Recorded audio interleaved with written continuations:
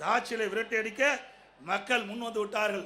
இன்றைக்கு கொடுக்கப்பட்ட வாக்குறுதியை நிறைவேற்றாத காரணத்தினாலே அரசு ஊழியர்கள் வீதியிலே வந்து போராடக்கூடிய சூழ்நிலைக்கு தள்ளப்பட்டார்கள்.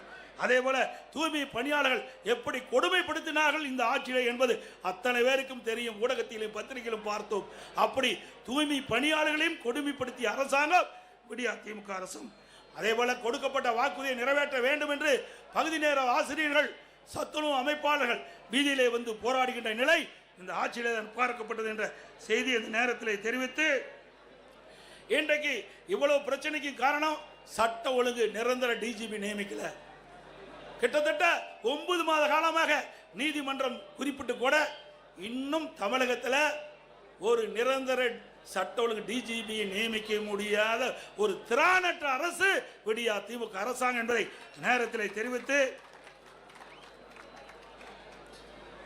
இனியாவது பத்திரிகையாளர் ஊடக நண்பர்களும் தகுதியுமா செய்தி போடுங்க.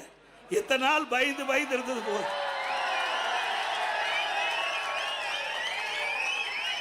நான் சொல்லுவது அத்தனையும்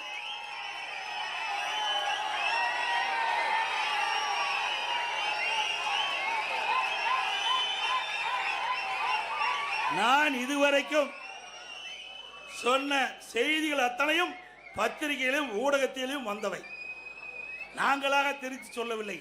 ஆகவே இந்த உண்மை செய்திகள் எல்லாம் நாட்டு மக்களுக்கு கொண்டு போய் சேர்க்க வேண்டிய கடமை ஊடக நண்பர்களுக்கும் பத்திரிகைகளுக்கும் இருக்கின்ற என்பதை உணர்ந்து நடுநிலையோடு செயல்பட்டு நாட்டு மக்களை பாதுகாப்பதற்கு நீங்கள் அத்தனை பேரும் ஊடக நண்பர்களும் பத்திரிகைகளும் துணை நிற்க வேண்டும் என்று அன்போடு உங்களை கேட்டுக்கொள்கின்றேன்.